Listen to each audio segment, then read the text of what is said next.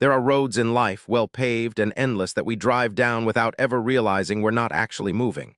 We just sit there, engine idling, waiting for some cosmic green light to flash, for the perfect moment to present itself. And years, sometimes decades, just bleed into each other, the view through the windshield never changing. You tell yourself, someday. You tell yourself, soon. But someday is a trickster, a whisper that lulls you into comfortable inaction until someday becomes never. Eugene knew that road well. At 45 years old, he embodied it. His name probably didn't spark much recognition outside the factory floor where he spent his days, a place of relentless clatter and the metallic tang of industry. He was one of those men you could trust to show up, to do the job right, to never cause a fuss. His face, etched with the fine lines of someone who'd seen more than his share of hard days, still held a quiet dignity. His hands, though, they told the real story, broad, calloused, forever ingrained with grease and the ghost of impact wrenches. They were the hands of a worker, yes, but also hands that had once held blueprints for bigger things. His eyes, a soft blue behind thin-rimmed glasses, often seemed to be looking at something just beyond what was in front of them, carrying the weight of unspoken thoughts and forgotten ambitions. He was dependable, invisible, and to most seemed perfectly content. There are roads in life, well-paved and endless, that we drive down without ever realizing we're not actually moving. We just sit there, engine idling, waiting for some cosmic green light to flash, for the perfect moment to present itself. And years, sometimes decades, just bleed into each other, the view through the windshield never changing. You tell yourself, someday. You tell yourself, soon. But someday is a trickster, a whisper that lulls you into comfortable inaction until someday becomes never. Eugene knew that road well. At 45 years old, he embodied it. His name probably didn't spark much recognition outside the factory floor where he spent his days, a place of relentless clatter and the metallic tang of industry. He was one of those men you could trust to show up, to do the job right, to never cause a fuss. His face, etched with the fine lines of someone who'd seen more than his share of hard days, still held a quiet dignity. His hands, though, they told the real story, broad, calloused, forever ingrained with grease and the ghost of impact wrenches. They were the hands of a worker, yes, but also hands that had once held blueprints for bigger things. His eyes, a soft blue behind thin-rimmed glasses, often seemed to be looking at something just beyond what was in front of them, carrying the weight of unspoken thoughts and forgotten ambitions. He was dependable, invisible, and to most seemed perfectly content. His world began with the shriek of an alarm clock at 5 a.m., every single weekday morning without fail. It wasn't one of those gentle, sunrise-simulating alarms. It was a utilitarian buzz, a brutal tearing of the veil between sleep and the gray reality of another day. He'd swing his legs over the side of the bed, the familiar creak of the springs a soundtrack to his waking life, and his feet would find the worn path on the carpet to the bathroom. A quick splash of cold water, a shave he could do by feel, a hurried cup of instant coffee that tasted more of routine than actual flavor. By 5:45 a.m., he was in his decade-old pickup truck, the engine grumbling to life, just like his own joints on a cold morning. The drive to the factory was a blur of familiar streets, streetlights still painting long shadows, other early risers heading towards their own versions of the grind. He passed the same diner, saw the same old man walking his dog, heard the same morning radio show chatter that he rarely listened to, merely absorbed. It was a ritual, a comfort of repetition that also served as a slow, dulling poison. Inside the factory, the air was thick with the smell of metal dust, hydraulic oil, and the faint, ever-present odor of stale coffee from the break room. His station was in the fabrication department, a behemoth of a press break where he'd spend 8, sometimes 10, hours bending sheet metal into precise, identical forms. Thud hiss, thud hiss, thud hiss. The rhythm of the machine was ingrained in his bones, in the slight ache in his lower back, in the way his hands instinctively moved, feeding metal, pulling levers, checking gauges. He was good at it, precise, efficient. Nobody ever complained about Eugene's work. But the work itself offered no challenge, no spark, no sense of creation beyond a mere cog in a much larger machine. It paid the bills, though, just barely. His small, well-kept single-story house in the working-class suburb built in the 70s was a testament to his quiet existence. It was slightly dated, the avocado-green bathroom tile, the wood-paneled den, but meticulously clean, every surface dusted, every corner swept. He'd been divorced 10 years ago, an amicable but heartbreaking split that left him with the house and a silence that had stretched on for a decade. No children, no immediate family nearby. His evenings were a quiet affair. A simple dinner he cooked himself, the local news, maybe a documentary on the History Channel, and then to bed, ready to repeat the cycle. The bills came on time, and he paid them on time. Mortgage, utilities, car insurance, groceries. There was never much left over, certainly not enough for anything frivolous. He often found himself staring at the numbers in his bank account, calculating, optimizing, making sure the ends met. He wasn't destitute, but he wasn't thriving either. He was just sustaining. And somewhere beneath the surface of this ordered, predictable life, a deeper current swirled. A current of unrealized ambition, of things he'd once wanted to build, to make, to be. He'd meticulously sketched designs for custom gates, for unique metal art pieces, for specialized equipment that local businesses might need. He'd researched welding schools, looked at prices for TIG welders, even printed out pages of business license requirements. But those papers stayed stacked neatly in a drawer in his den, gathering not dust but the weight of unfulfilled. Some days. The quiet dignity he carried on the outside was a veneer over a deep well of longing, a longing for something more meaningful than the monotonous thud-hiss of the factory floor. That thud-hiss was the soundtrack to Eugene's life. It started again every weekday morning, a grim metronome setting the pace for his waking hours. The 5 a.m. alarm, a cheap digital clock with glowing red numbers, was always met with a sigh, a stretch, and the familiar creak of his bed frame. He'd swing his feet to the cold linoleum, make coffee, strong, black, and eat a piece of toast, standing at the kitchen counter. There was no rush, no excitement, just the methodical preparation for another day of the same.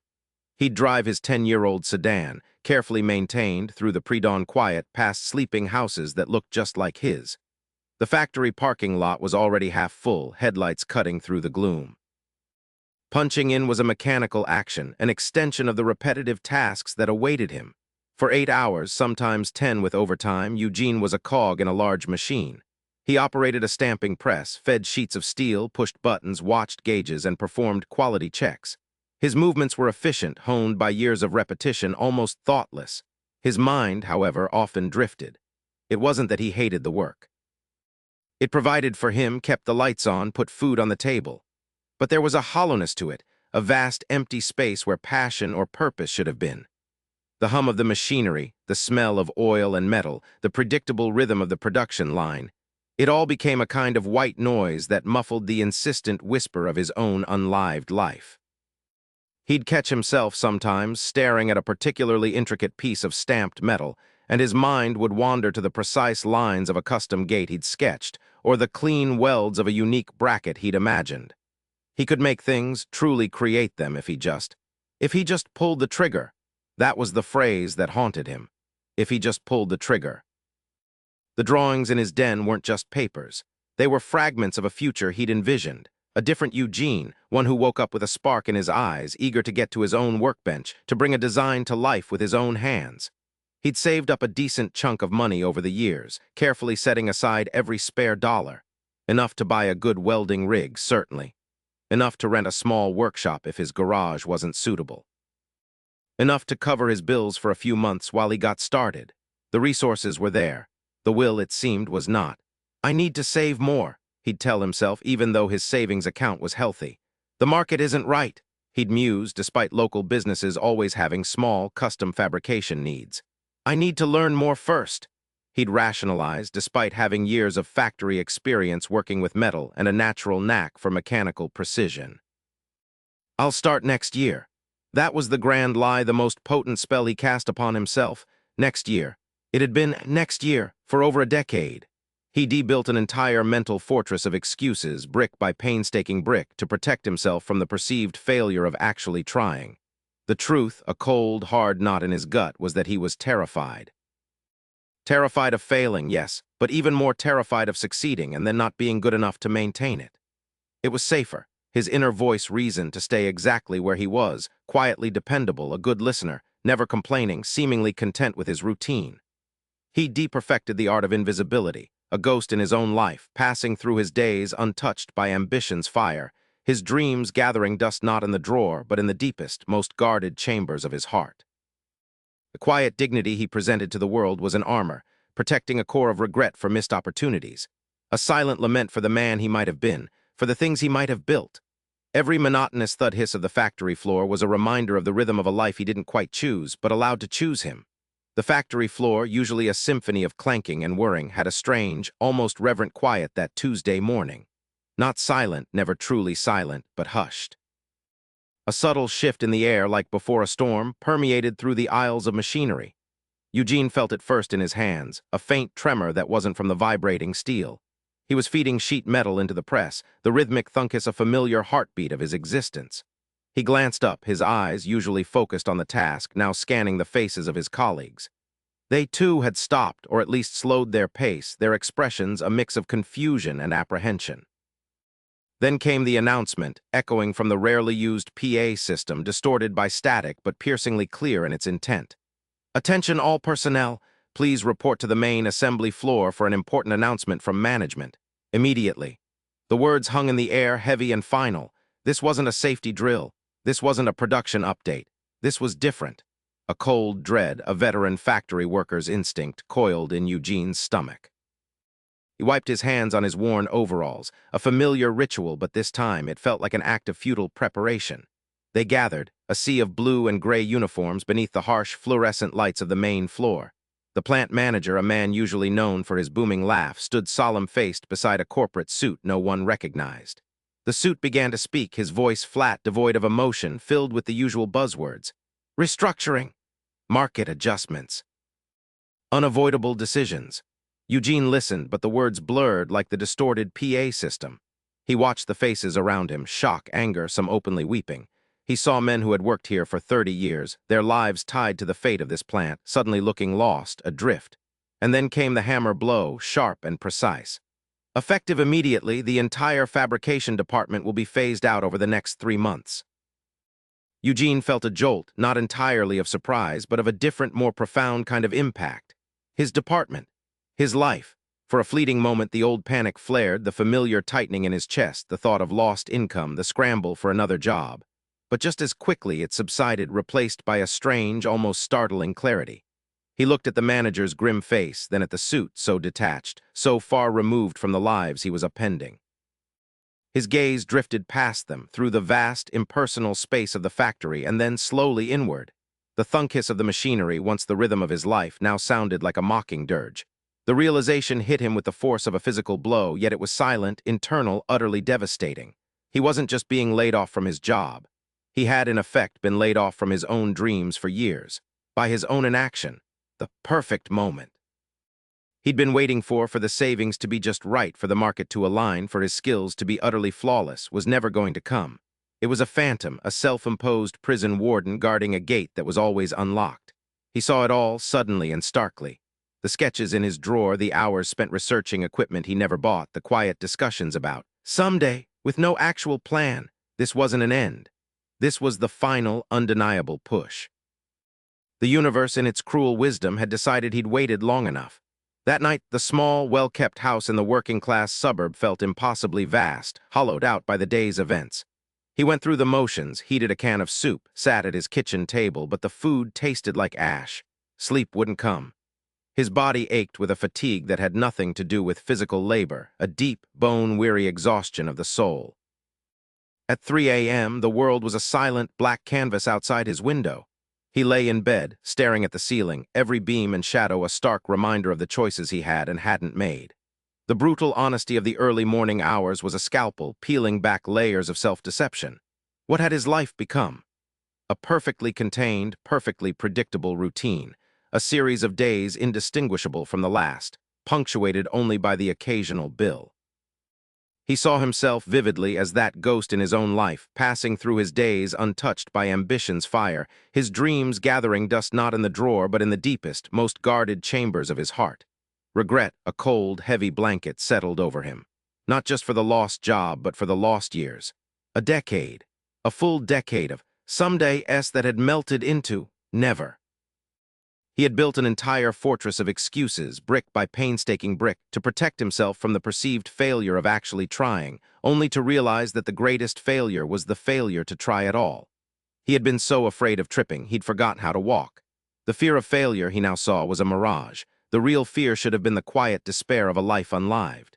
A profound weariness, deeper than any physical ache, washed over him. He was tired of waiting. Tired of the excuses, tired of being invisible even to himself. Something in him, something that had been dormant for too long, finally snapped. He couldn't go back to the old way. He just couldn't. That morning, the world didn't look different on the surface. The alarm still blared at 5 a.m. The coffee tasted the same, burnt and bitter. But Eugene, he was different. The air in his small house felt thinner, lighter, as if a great, unseen weight had finally been lifted from his shoulders. He moved with a new kind of quiet urgency, his usual methodical pace imbued with a purpose he hadn't felt in years. The quiet, enough, from the pre-dawn hours had solidified into a bedrock resolve. He didn't have a map. Hell, he didn't even have a clear destination beyond. Not here. But for the first time in forever, he knew he was starting the engine. At the factory, the atmosphere was a shroud of resignation. Whispers of severance packages and job fairs hung heavy in the stale air. Mr. Henderson, the plant manager, a man whose face usually looked like he'd just bitten into a lemon, stood before them, reciting the layoff details with a forced solemnity. Your final day will be in 6 weeks.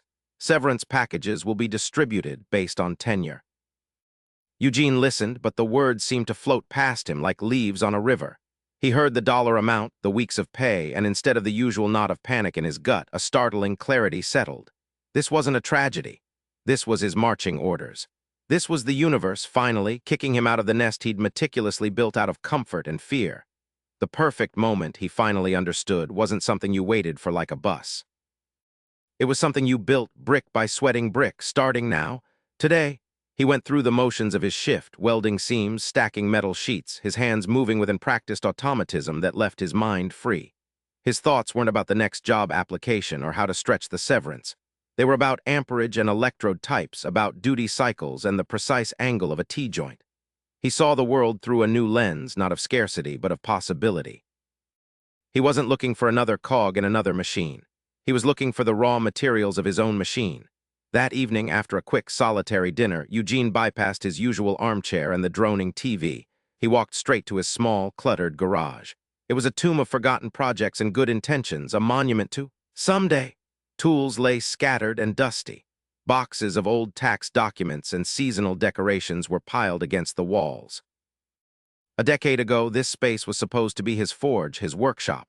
Instead, it had become a storage unit for his inaction. He looked at the empty spot where he'd always envisioned a heavy-duty workbench, the prime real estate for his future welding rig. The old fear, the analysis paralysis, tried to sneak back in. Too much to clear, too much to buy, where do I even start? What if I fail? The insidious whisper of procrastination was a familiar melody. But this time it sounded flat off-key. He remembered the feeling at 3 a.m., the brutal honesty, the unlived life. He took a deep breath. Enough! He mumbled, not to anyone else, but to the ghost of his old self. He grabbed a broom not to sweep, but to whack a dusty cardboard box. He started with the box closest to the envisioned workbench spot. It was heavy, filled with old car parts he'd been meaning to fix. He didn't sort it. He didn't label it. He just dragged it out the side door into the alley, ready for bulk pickup. Then another, and another. His arms ached, his lungs burned from the dust, but with every box he moved, with every piece of clutter he tossed, a little more space opened up in the garage and a little more space opened up in his mind. By the time the moon was high, a respectable rectangle of clear concrete emerged. It wasn't clean, it wasn't organized, but it was open. And in that open space, Eugene could see it.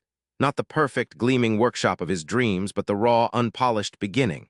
He stood there, hands on his hips, breathing in the scent of disturbed dust and old oil, and for the first time in years he felt a flicker of something real, something potent. Not hope, not yet. Just a quiet, determined hum. A knowing. He had cleared the first obstacle, and it hadn't been the clutter in the garage. It had been the clutter in his head.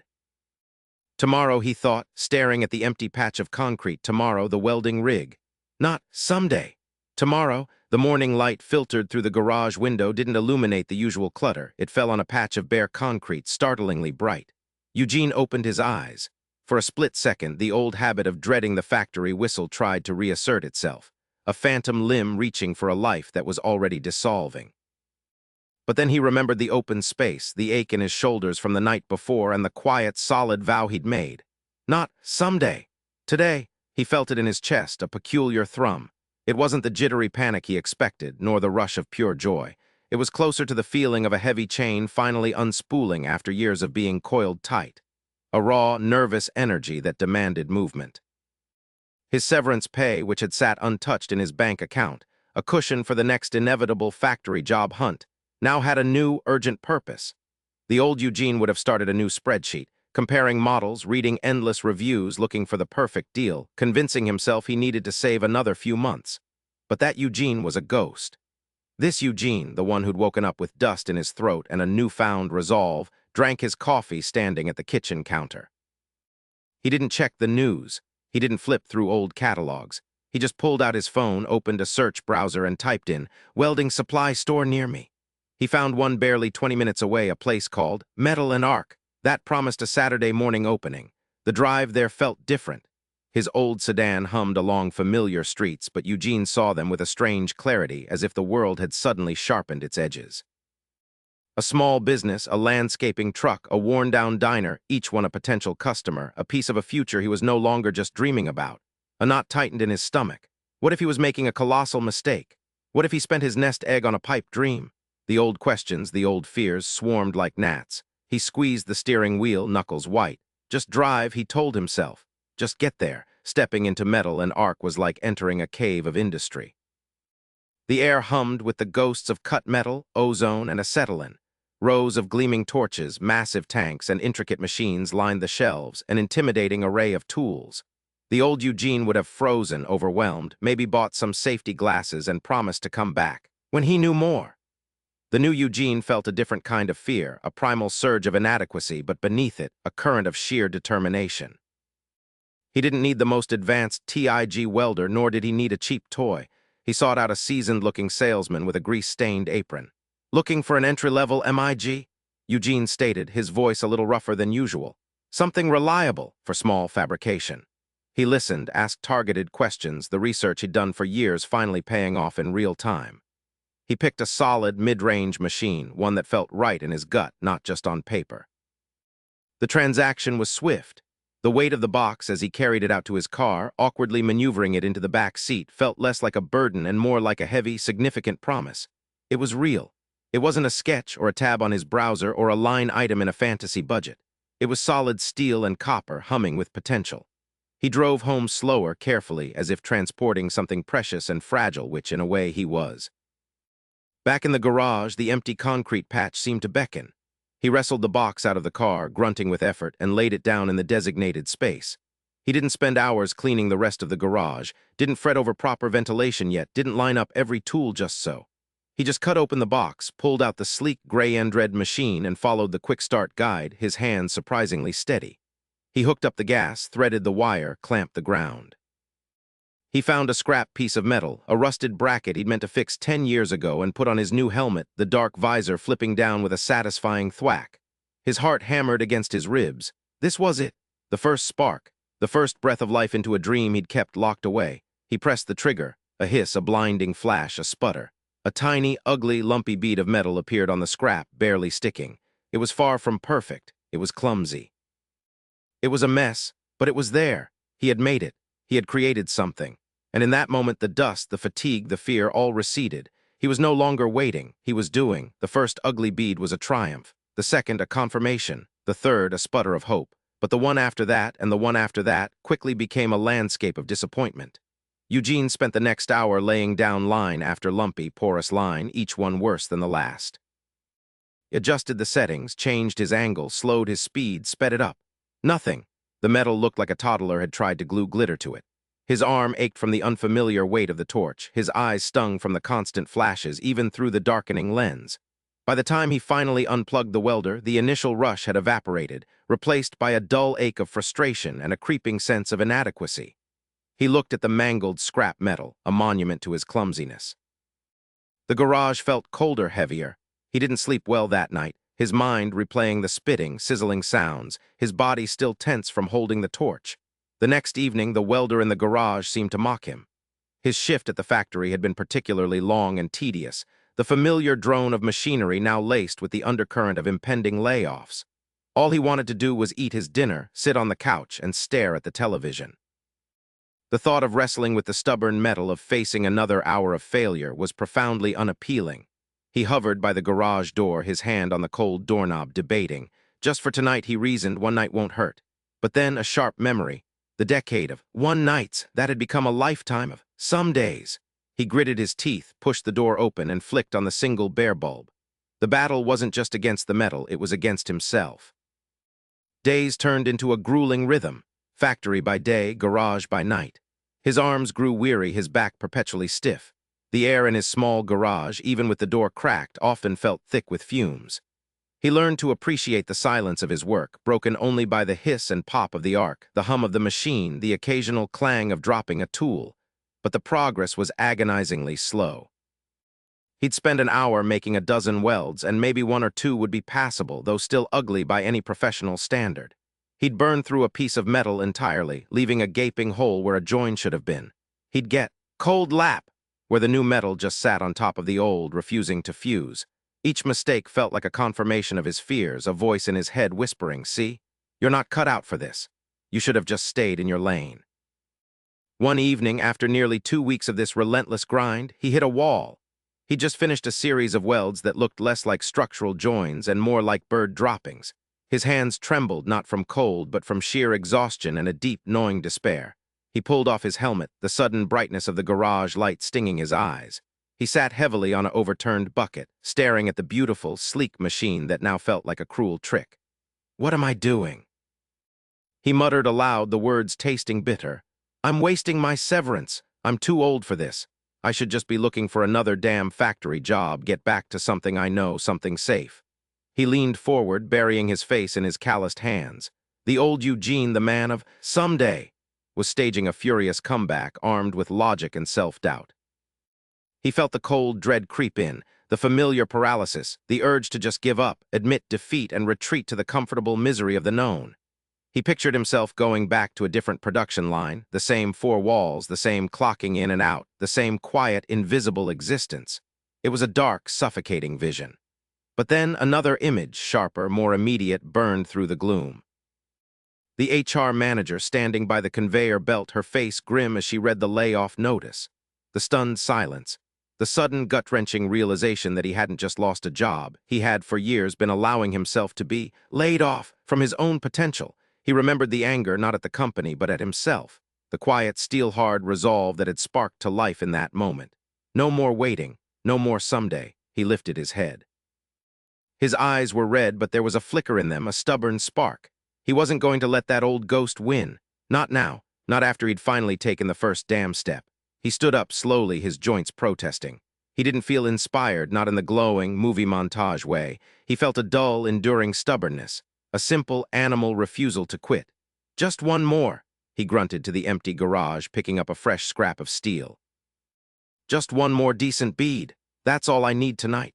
He wasn't asking for perfection, he was asking for progress. He clamped the ground, flipped down his helmet, and pushed the trigger. The hiss and flash began again, a tiny, defiant rebellion against the weight of his own history. The hiss and flash began again, a tiny, defiant rebellion against the weight of his own history. The next few weeks were a blur of the familiar and the utterly new. The ritual of the factory floor still consumed his days, a dull drumbeat against the vibrant, insistent hum of his evenings. He'd clock out, grab a quick, lonely meal, and then disappear into the garage. The first days after that dark night were still a struggle, his hands stiff, his mind prone to wandering, but something had shifted. The why was clearer. It wasn't just about making perfect welds anymore, it was about honoring that steel-hard resolve. It was about proving to himself that he wasn't just waiting for someday to materialize out of thin air. He was building someday, one ugly, then passable, then finally one decent weld at a time. Around the third week, something truly changed. It wasn't a sudden, blinding epiphany, but a slow, quiet unfolding. One evening, as he laid a particularly clean bead, tracing a confident line across the steel, he felt a strange sense of peace. The machine hummed in his hands, an extension of his will. The metal glowed, obedient to his touch. He realized he wasn't fighting the material anymore, he was working with it. The frustration began to recede, replaced by a deep, focused concentration that was almost meditative. His hands, once clumsy with the torch, were becoming adept, learning the subtle language of heat and metal. He started noticing things. The way the arc reacted to different angles, the faint aroma of ozone in the air, the satisfying clink of a finished piece cooling. He wasn't just going through the motions. He was learning, experimenting, growing. Sometimes a car would slow as it passed his house, the driver peering curiously at the flashes of light from his open garage door. One evening, old Mr. Henderson, his next-door neighbor, a man who rarely spoke more than a grunt, stopped by. "Still at it, Eugene." Mr. Henderson grumbled, his voice surprisingly gentle. He paused, watching Eugene work for a moment. "Looks good, better than that first week anyway." A faint smile played on Mr. Henderson's lips before he shuffled off. It wasn't much, but it was acknowledgement. Others were starting to notice the change, not just in the garage, but in Eugene himself. He still woke at 5 a.m., but the morning dread had lessened. There was a faint spring in his step, a quiet purpose to his movements. He'd found a rhythm. His lunch breaks at the factory were no longer spent in quiet contemplation of his fate, but in sketching new designs on napkins or making calls to suppliers, gathering quotes for steel. The old invisibility began to lift, replaced by a subtle internal glow. Then came the day the factory layoffs were finalized. It was as expected, but this time it felt different. No panic, no resignation, just a quiet, determined nod. He walked out of the plant for the last time with his severance check, and instead of heading to the unemployment office, he drove straight to Welder's Heaven, the biggest industrial supplier in the county. He didn't just buy a new piece of equipment, he bought his future. A sturdy MIG welder capable of handling heavier gauge steel, a small plasma cutter, and a decent-sized welding table. His severance money, once a cushion against an uncertain future, was now a fuel injection for his dreams. He no longer felt like he was merely replacing one job with another, or even just building a business. He was investing in himself, in the man he always knew he could be. The garage, which had once felt like a tomb for forgotten dreams, was now his workshop, his sanctuary, his proving ground. He cleared out old boxes, hung pegboards, organized his tools. The space was still small, still far from perfect, but it was his. He wasn't waiting for a bigger space or a cleaner floor or a fully stocked inventory. He was working with what he had right now. He started small, a sturdy custom shelf for the local auto shop, a decorative railing for a neighbor's porch, a repaired garden gate. Each project, no matter how minor, was a victory. He still made mistakes, still had moments of doubt, but the old voice of someday was now a faint whisper, drowned out by the clang of steel, the hum of the welder, and the steady, insistent beat of his own purpose. His quiet dignity, always present, was now infused with a quiet confidence. He still listened more than he spoke, but when he did speak, there was a new conviction in his voice. His eyes, though still carrying the echoes of hard days, held a steady, knowing light.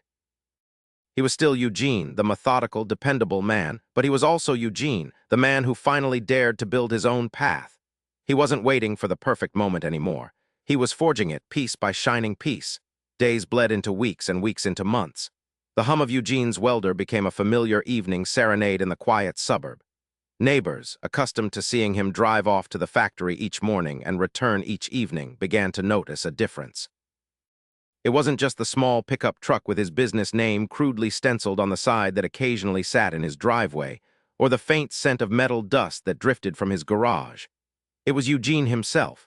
He still kept to himself, but there was a new spring in his step, a subtle alertness in his gaze that hadn't been there before. When he pulled his trash cans to the curb, he'd meet Mrs. Henderson's eye across the street with a genuine smile that reached his eyes, not just his lips. His movements were more deliberate, less weighed down. He wasn't rushing, but he wasn't dragging either. He was present. Old Frank, a retired mechanic a few doors down who often kept an unofficial watch on the neighborhood, stopped him one Saturday morning. "Eugene," he rumbled, leaning on his rake, "I hear that welder of yours singing pretty late some nights. Getting much business?" Eugene paused, wiping grease from his hands with a shop rag. A slow, easy smile spread across his face. "Enough, Frank. Enough to keep the lights on and then some. Learning a lot, too." He didn't elaborate, didn't boast. But the way he said, "learning a lot," wasn't a lament, it was an invitation, an adventure. Frank just nodded, a knowing glint in his old eyes. He'd seen plenty of men try to start something, and plenty more just talk about it. Eugene wasn't talking anymore. Eugene, once a phantom in his own life, had become the architect of it. The small fabrication business, Eugene's Custom Welding, was far from a corporate empire, but it was his. He learned to manage invoices, to estimate jobs, to navigate the frustrating dance of customer expectations and material costs. He spent hours researching new techniques online, watching videos, poring over manuals. The man who had once dreaded change now actively sought out new challenges, new problems to solve with his torch and his mind. His hands, once merely strong, now possessed a craftsman's precision, each weld a testament to focus and skill. He'd find himself in the middle of a project, the world outside fading, lost in the rhythm of the work, the smell of ozone, the shower of sparks. There were still late nights, still frustrations that made him want to throw a wrench across the garage, but the heavy cloak of regret, the quiet hum of, "What if?" had lifted. He wasn't waiting for the perfect moment. He was creating perfect moments, one successful cut, one seamless joint, one satisfied customer at a time. He remembered a quiet evening, sitting on his porch, watching the sunset paint the sky in fiery hues, the distant sound of children playing echoing down the street. It was a scene he'd witnessed countless times from that same spot. But this time, it felt different. The air tasted cleaner, the colors richer. He wasn't just watching time pass, he was living it. And then the thought came to him, clear as a bell almost spoken aloud, a whisper from the deepest part of his newfound wisdom. "Funny, isn't it?" he mused to the empty air, a slight chuckle escaping his lips. "I spent half my life waiting for the light to turn green. Turns out I was just parked, just sitting there, engine off, indicator on, waiting for some external signal, some sign from the universe. And for what? For a road that was always there, for a destination I already knew. The only thing missing was me. It was the doing, the hitting the gas, even when I didn't know exactly where I was going, that made the road appear. You don't need a perfect map, you just need to start driving." Eugene leaned back, a deep sigh of contentment easing through him. He was still the quiet, methodical man, still lived in the same modest house, but his eyes held a steady, knowing light. He knew what it felt like to be fully alive, to be forging not just metal, but his own destiny. And it wasn't about the destination anymore or the someday. It was about the journey, about the relentless, beautiful act of motion. The road ahead of Eugene was still long, still winding.